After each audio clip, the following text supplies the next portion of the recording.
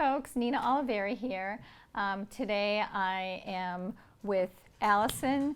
Your name, you're going to help me out. Chervensky. Chervensky. Yes. She's the director at the Council on Aging. And she actually introduced me to the Fix-It shop. So we are going to go up and talk to the folks at the Fix-It shop. Sure. We're actually in their space right now. So, I mean, is there anything that you want to share with us? Like what about the Fix-It shop? Sure. So it really is a gem, and thank you for reaching out to me as well. Our volunteers are here Tuesday and Wednesday. Some folks have been here a long time and have fixed all kinds of things. Please bring things. It's very important. Volunteering is a huge contribution that a lot of volunteers do for the town of Bedford.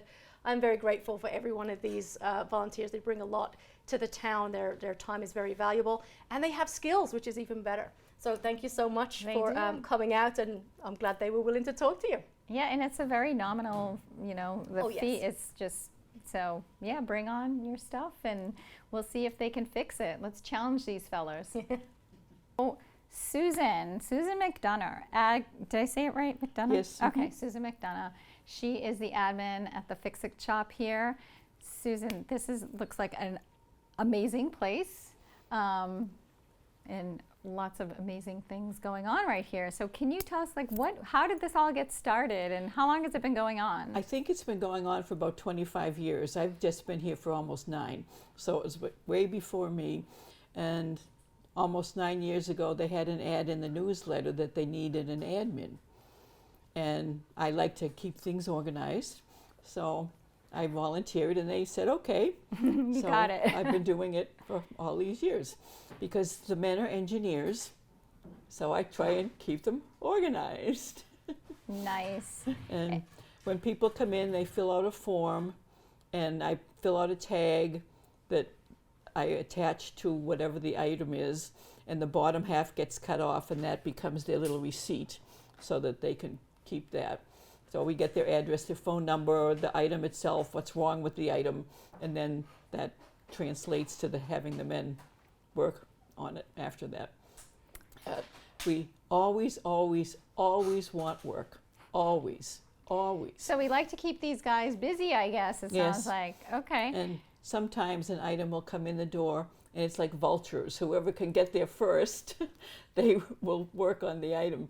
And we are open from 9 to 12 on Tuesdays and Wednesdays, but starting in a few weeks, we will be accepting items on Saturday. There are people here on Saturday.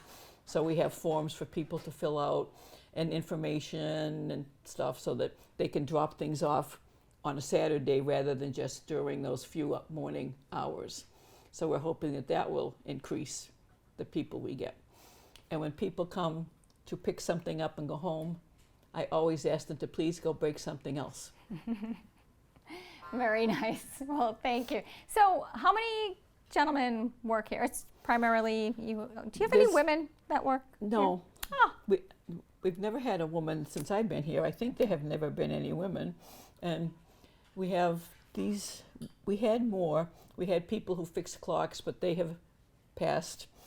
And we had another man who recently moved to Seattle to be with his family. And there was one more man who would be doing watches most of the time, but he couldn't be here today. He had a medical thing he had to do.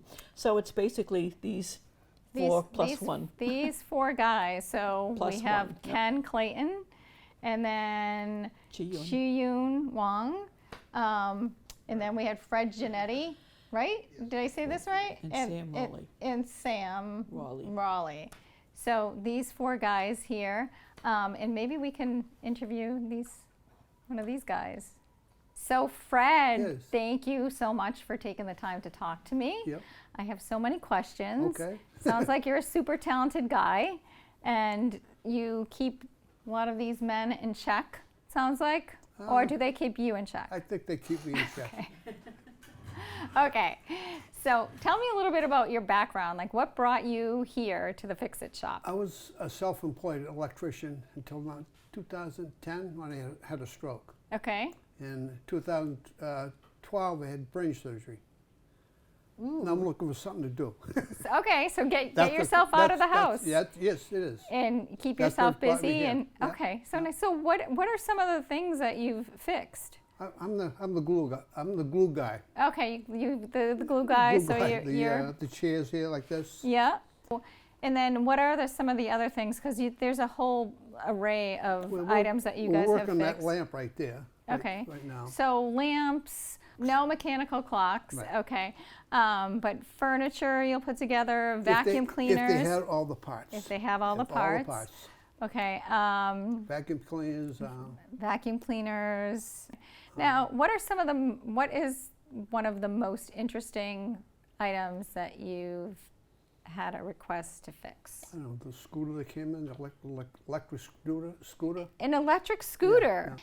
So Fred, Yeah. now in order, so I bring something in and you can't fix it. Yes. There's a small fee just because of that you've been looking Yes. into it. Yes. Okay, so which is $3. I believe. $3, Okay, yes. so $3, and then now, for whatever reason, it just can't be fixed. Right.